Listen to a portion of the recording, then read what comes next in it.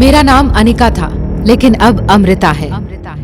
मेरा नाम बदल गया, पहचान बदल गई, और ये सब हुआ उस एक घटना की वजह से जो 6 साल पहले मेरे साथ हुई थी।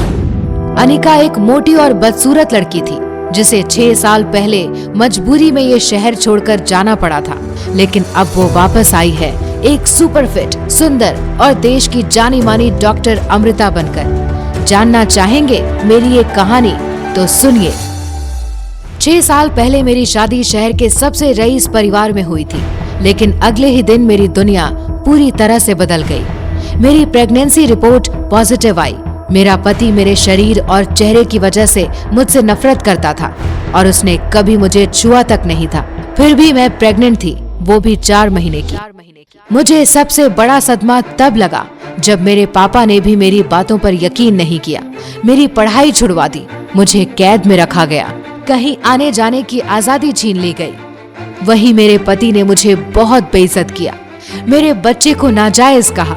मैं डिप्रेशन में चली गई। तब मेरे सामने एक और सच्चाई आई कि इतने सालों तक मेरी सौतेली माँ और बहन ने मुझे इंजेक्शंस देकर मोटा रखा था। मेरा दर्द यही खत्म नहीं हुआ। डिलीवरी वाली रात मेरे साथ किसी ने एक और साजिश रची। मैंने उस रात जुड़वा बच्चों को जन्म दिया था, लेकिन किसी ने मेरे बेटे को मुझसे अलग कर दिया। मेरी बेटी रिया अब 6 साल की हो गई है।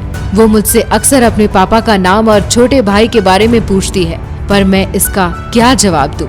मैं उसी का पता लगाने अब वापस आई हूँ। मैं अब वो पुरानी अनिका नहीं रही, अब मैं अमृता हूँ और मैं सारे सवालों का जवाब लेकर रहूंगी। मेरे इस नए रूप में तो मेरे एक्स हस्बैंड ने भी मुझे नहीं पहचाना है। मैं उसी से मिलने जा रही हूँ, लेकिन एक नए नाम के साथ, क्योंकि सिर्फ वही जानता है कि मेरा खोया बेटा इस वक्त कहाँ है। होटल लॉबी से बाहर निकलते हुए अनिका कुणाल से मिलने का कोई आइडिया सोच रही थी, लेकिन वो इस बात से बिल्कुल बेखबर थी कि एक बहुत बड़ा सरप्राइज उसका इंतजार कर रहा था। अनिका ने लॉबी में आगे बढ़ते ही कुछ देखा और कुछ देखकर वो खड़ी की खड़ी रह गई। हाथ में फूलों का बड़ा सा गुलदस्ता लेकर कुणाल होटल लॉबी के बीच में खड़ा था। कुणाल दरअसल सुबह से आकर होटल की वेटिंग एरिया में बैठा था। जिस लड़की को वो मिलना चाहता था, ना तो वो उसका नाम जानता था, ना ही रूम नंबर, मगर उसे पता था कि पूरे दिन में वो कभी ना कभी तो नीचे उतरेगी ही। और जैसे कि उसने सोचा था, अनिका उसे लिफ्ट से निकलती हुई दिखी और उसे देखते ही बिना वक्त गवाए कुणाल उसके सामने आ खड़ा हुआ और गुलदस्ता अनिका की तरफ बढ़ाकर बोला, व्हाट अ सरप्राइज! मैं यहाँ किसी और से मिलने आया था, मगर कौन जानता था कि आप मिल जाएंगी। कुणाल की आंखों में अनिका को झूठ साफ नजर आ रहा था, लेकिन अपने खोए बेटे को वापस पाने की आखिरी कड़ी कुणाल था, इसीलिए अनिका ने बात को आगे बढ़ाने के लिए गुलदस्ता ले लिया। कुणाल अनिका को मौका देखकर पूछ लेता है, यहीं बगल में एक बहुत अच्छी कॉफी शॉप है, क्या आप मेरे साथ चलना पसंद करेंगी? अनिका बिना देर किए हाँ कर देती है। कुणाल को अपने लक पर विश्वास नहीं हो रहा था। उसका कॉन्फिडेंस उसे बात आगे बढ़ाने में मदद कर रहा था। कमाल है, हम लगातार 2 दिनों से मिल रहे हैं, लेकिन मुझे आपका नाम तक नहीं पता। Hi, my name is Kunal Dogra and yours? Anika सोचने लगी कि वो ना तो उसे अपना असली नाम बता सकती और ना ही डॉक्टर अमृता होने की सच्चाई। तभी कुछ सोचते हुए उसने हाथ मिलाकर कहा, हाय, आई एम रागिनी। कुणाल और अनिका कॉफी शॉप पहुंचे और कोने के किसी खाली टेबल पर जाकर बैठे। सारे रास्ते अनिका ने सिर्फ कुणाल की बातें सुनी थी, लेकिन वो मन ही मन वो सोच रही थी वो कुणाल से अपने बच्चे के बारे में कैसे पूछे। तभी कुणाल चेयर पर बैठते हुए एक सवाल पूछता है, आपकी छोटी बहन में और आप में काफी एज डिफरेंस है। मेरा मतलब वो 6-7 साल की होगी और आप 21-22 की। दरअसल कुणाल ने अनिका के साथ उसकी 6 साल की बेटी रिया को देख लिया था, लेकिन अनिका इतनी देर से ऐसे ही मौके की तलाश कर रही थी। अनिका ने तुरंत जवाब दिया, काफी जानकारी है आपको मेरी। वैसे कुछ जानकारी मैंने भी इकट्ठा की है आपकी। ये सुनकर कुणाल को लगा कि रागिनी को भी कुणाल में इंटरेस्ट है। कुणाल स्टाइल में पूछता है, अच्छा, जैसे कि आप मैरिड हो? ये सुनते ही कुणाल के सारे अरमानों में जैसे पानी फिर गया हो, वैसे उसके चेहरे का रंग फीका पड़ गया। अनिका फिर से पूछती है, इनफैक्ट आपकी शादी के वक्त आपकी वाइफ 4 मंथ प्रेग्नेंट थी, है ना? कुणाल को अनिका की ये बातें सुनकर काफी अजीब लगता है। वो हैरान होकर उसकी तरफ गौर से देखता है। रागिनी, तुम ये सब कैसे जानती हो? आप ही ने कहा था कुणाल डोगरा का नाम मनाली में किसी को भी पूछूं। तो वो आपके घर तक छोड़ देगा? देखो रागिनी, उस लड़की के साथ तो मैंने 2 मिनट भी नहीं गुजारे। शादी के फेरे पूरे होते ही मैं दिल्ली चला गया था और जब वापस आया तब तक उसकी डिलीवरी का वक्त हो चुका था। उसने एक बच्ची को जन्म दिया और अपनी मौसी के साथ बेंगलुरु चली गई। बस। अनिका कुणाल की बात दोहराते हुए कहती है। बस इतना ही? कुणाल सिर्फ हाँ में से हिलाता है तो अनिका से नहीं रहा गया और उसने आखिर पूछ ही लिया, और उसका बेटा कहाँ है? ये सुनकर कुणाल एकदम से सुन्न हो गया। उसकी आवाज जैसे उसके हलक में अटक गई हो, वैसे अटक अटक के वो बोला, वो बेटा नहीं। कौन बेटा? उसका बेटा। उस लड़की ने जुड़वा बच्चों को जन्म दिया था, तो उसका बेटा कहाँ है? कुणाल चौंका हुआ तो था ही, लेकिन साथ ही उसको हल्का सा शक हुआ कि रागिनी इस तरह अनिका के बारे में क्यों पूछ रही है। और तभी मानो जैसे अनिका ने कुणाल के एक्सप्रेशंस पढ़ लिए हों, वैसे वो तुरंत बात घुमाते हुए बोली, ठीक है, मत बताओ। मैं भी ऐसे किसी इंसान के साथ फ्रेंडशिप नहीं कर सकती जो मुझसे बातें छिपाता हो। इतना कहकर अनिका झूठ मूठ का वहाँ से उठकर जाने का नाटक करने लगी। अनिका कुछ कदम आगे चली ही थी कि तभी पीछे से कुणाल ने नर्वस सा मुंह बनाकर थोड़ी दबी हुई आवाज में कहा, अच्छा रुको, बताता हूँ। अनिका को नाराज होकर जाते हुए देखकर कुणाल सोच में पड़ गया। उसे लगा कि अगर वो रागिनी को सब कुछ नहीं बताएगा तो शायद वो उससे दोस्ती नहीं करेगी। अपने नए क्रश को खुद से दूर जाते रोकने के लिए कुणाल ने आवाज दी, रुको, बताता हूँ, सब कुछ बताता हूँ। अनिका जैसे उसी पल का इंतजार कर रही थी, वैसे वो तुरंत रुक गई। अनिका की धड़कनें तेज हो चुकी थी, मगर उसने अपने आप पर संयम रखा था क्योंकि वो नहीं चाहती थी कि कुणाल और किसी को भी उसके बारे में कुछ भी पता चले।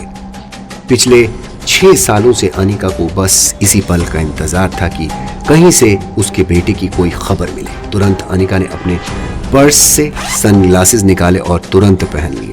वो नहीं चाहती थी कि उसकी आंखों की नमी कुणाल देखे, लेकिन कुणाल ये देखकर और टेंशन में आ गया। उसे लगा कि अनिका वहां से निकलने की तैयारी में सनग्लासेस पहन रही है, इसलिए वो टेबल से उठकर अनिका के पास आया और आसपास देखने लगा, मानो चेक कर रहा हो कि कोई उनकी बातें सुन ना रहा हो।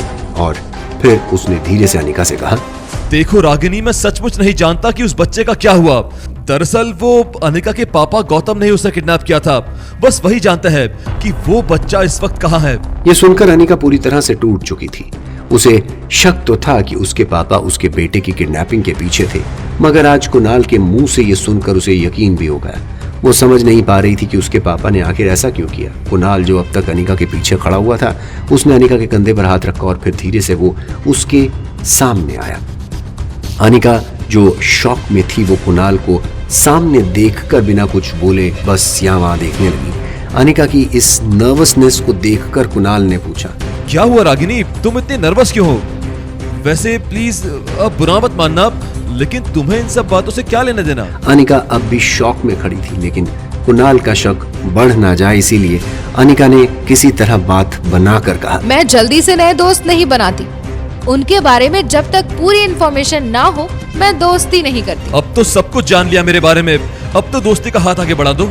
ये कहते हुए कुणाल एक बड़ी सी फ्लर्टियस स्माइल के साथ अपना हाथ आगे बढ़ाता है, लेकिन अनिका के लिए अब कुणाल किसी काम का नहीं था, क्योंकि वो जानती थी कि कुणाल उसे उसके बेटे तक नहीं पहुंचा सकता। अनिका बिना हाथ मिलाए कुणाल से सिर्फ इतना कहती है, इतनी आसानी से नहीं, तुम्हें इंतजार करना होगा। अनिका पूरे रास्ते यही सोच रही थी कि अपने पापा गौतम गुलेरिया से अपने खोए बेटे का पता कैसे निकलवाएगी। इधर कुणाल को लग रहा था कि उसने इतना बड़ा राज रागिनी को बता दिया है, ऐसे में वो उससे काफी इम्प्रेस हो गई होगी, इसीलिए वो होटल में अनिका को प्रपोज करने का प्लान बनाता है। लेकिन उसे नहीं पता कि उसके इस प्लान का पता अनिका की सौतेली माँ कामिनी को पता चलने वाला है। कुणाल ने अनिका से रिश्ता तोड़ने के बाद कामिनी से ही शादी का वादा किया था। इसी बीच कामिनी तेज कार चलाकर किसी का पीछा कर रही थी। ऐसे बेपरवाह होकर कार चलाना खतरनाक हो सकता था, मगर कामिनी को यह फिक्र थी कि कुणाल उसकी आंखों से दूर ना हो जाए। कामिनी सुबह 7 बजे से कुणाल के घर के बाहर उसका इंतजार कर रही थी। 9 बजे जैसे ही कुणाल निकला, कामिनी उसका पीछा करने लगी। कामिनी कुणाल का पीछा करके पता करना चाहती थी कि आखिर कुणाल कहाँ और किसके साथ बिजी है। कुणाल की गाड़ी होटल पैराडाइज के गेट पर रुकी। कामिनी उसका पीछा करते हुए अंदर पहुंची और कुणाल की बातें सुनने लगी। मेरे दोस्त यहाँ शाम 6 बजे से आना शुरू हो जाएंगे। उन्हें किसी भी बात की कमी नहीं होनी चाहिए, और पैसे चाहिए तो मिल जाएंगे, मगर याद रखना कोई गलती नहीं होनी चाहिए। इसके बाद कुणाल उसके साथ बॉल रूम में चला गया। कामिनी दीवार के कोने में दबे पांव बॉल रूम के दरवाजे पर जा पहुंची। उसने दरवाजे से झांक कर देखा तो कुणाल अपने हाथ हिलाकर कुछ समझा रहा था। सारा हॉल फूलों से सजा देना, और हाँ, यहाँ बीच में एक स्पॉटलाइट और मुझे एक फॉलो लाइट भी चाहिए। जब मैं वो दरवाजे से अंदर आऊंगा तो मेरे हाथ में फूलों का गुलदस्ता होगा। मैं चाहता हूँ कि वो फॉलो लाइट मुझे फॉलो करे। मैं चलकर लड़की के पास आऊंगा और जैसे ही मैं उसके पास पहुंचूं, हॉल की सारी लाइटें ऑन कर देना। ठीक इस वक्त डीजे से कहना कि मैंने सिलेक्ट किया हुआ गाना बजा दे। दरवाजे के बाहर खड़ी कामिनी कुछ समझ नहीं पा रही थी कि कुणाल आखिर करना क्या चाह रहा था। तभी वहां होटल का एक सफाई स्टाफ आया। उसने कामिनी को इस तरह खड़े देखकर हैरानी से पूछा, एक्सक्यूज मी मैडम, आपको कुछ चाहिए? कामिनी घबरा गई। वहीं कुणाल को उसके बारे में ना पता चल जाए, वो वहां से भाग निकला। अरे मैडम, क्या हुआ? क्या हुआ मैडम? आवाज सुनकर कुणाल और बॉल रूम में मौजूद बाकी लोग बाहर दरवाजे की तरफ आ गए। क्या हुआ? क्यों चिल्ला रहे हो? पता नहीं सर, एक लड़की यहाँ दरवाजे से लगकर खड़ी थी। उसके हाथ में उसके जूते थे। मैंने उससे पूछा कुछ चाहिए आपको, तो भाग खड़ी हुई। मुझे लगता है वो गलत फ्लोर पर आ गई थी। तुम्हारी शक्ल देखकर डर गई होगी। सुनो, मेरा एक काम करोगे? अगर काम हो गया तो काफी पैसे दूंगा। जरूर करूंगा साहब, आप काम तो बोलिए। कुणाल ने अपनी जेब से फोन निकाला। फोन की गैलरी में जाकर उसने रागिनी की तस्वीर होटल स्टाफ को दिखाई। जब अनिका उसे कॉफी शॉप में मिलने आई थी तब चुपके से कुणाल ने उसकी तस्वीर निकाल ली थी। इस लड़की को गौर से देखो। इसका नाम रागिनी है और ये तुम्हारे होटल में ही रुकी है। बस तुम्हें ये पता लगाना है कि होटल के किस रूम में रुकी है। जैसे ही वो मिल जाए उससे बस ये लेटर दे देना। होटल स्टाफ ने जैसी तस्वीर देखी वो मुस्कुराकर बड़े कॉन्फिडेंस से बोला, फिक्र मत कीजिए, आपका काम हो जाएगा। लेटर इस लड़की तक पहुंच जाएगा। इधर कामिनी गहरी सोच में अपनी गाड़ी की तरफ बढ़ रही थी। वो जैसे ही गाड़ी में बैठी उसने देखा कुणाल अपनी गाड़ी में तेजी से होटल पैराडाइज के गेट से निकल रहा था। कामिनी तुरंत स्टीयरिंग व्हील के पीछे छुप गई। उसने कुणाल की गाड़ी को आगे निकलते हुए देखा। कामिनी समझ नहीं पा रही थी आखिर कुणाल ये सब क्यों कर रहा था और किसके लिए। वहीं कुणाल ने गाड़ी में तेज म्यूजिक चलाया हुआ था। वो अपनी जेब से फोन निकालकर एक हाथ से ड्राइव करते हुए एक हाथ में मैसेज टाइप करने लगा। ठीक शाम 6 बजे होटल पैराडाइज के बॉल रूम में पहुंच जाना। कुणाल ये मैसेज अपने नजदीकी दोस्तों को करने वाला था। वो चाहता था कि वो अपनी नई खूबसूरत दोस्त को अपने सारे फ्रेंड्स से इंट्रोड्यूस कराए। गाड़ी चलाते हुए मैसेज भेजने वाले कुणाल को यह पता नहीं था कि कब उसने गलती से ये मैसेज कामिनी को भी भेज दिया था। मैसेज पढ़कर मानो कामिनी को अपनी खोई जिंदगी वापस मिल गई थी। कामिनी को लगा कि सारी प्लानिंग कुणाल ने इसीलिए की थी ताकि आज शाम को कामिनी को शादी के लिए प्रपोज कर सके। अब कामिनी को आज के स्पेशल दिन पर कुणाल के लिए कुछ स्पेशल करना था। अगर आज के दिन अनिका की कंपनी में कुणाल को तोहफे में दे दूं तो अच्छा सरप्राइज होगा।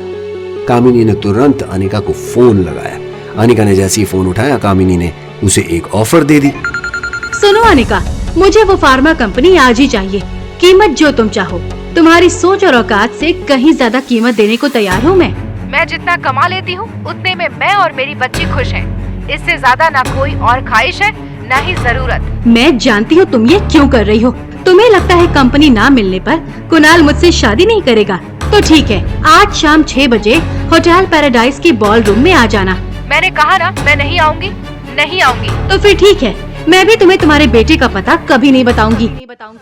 इतना कहकर कामिनी ने फोन काट दिया। लेकिन अनिका बेहद हैरान रह गई। क्या वाकई कामिनी को पता था कि अनिका का खोया बेटा आखिर कहाँ है? क्या होगा जब कुणाल कामिनी को नहीं अनिका को करेगा प्रपोज? अनिका की प्रेगनेंसी, उसके मोटापे और खोए बेटे के पीछे छुपे हैं कितने राज? क्या अनिका अमृता बनकर ले पाएगी सबसे बदला? जानने के लिए डाउनलोड कीजिए पॉकेट FM और सुनिए ये सुपरहिट कहानी एक लड़की को देखा तो।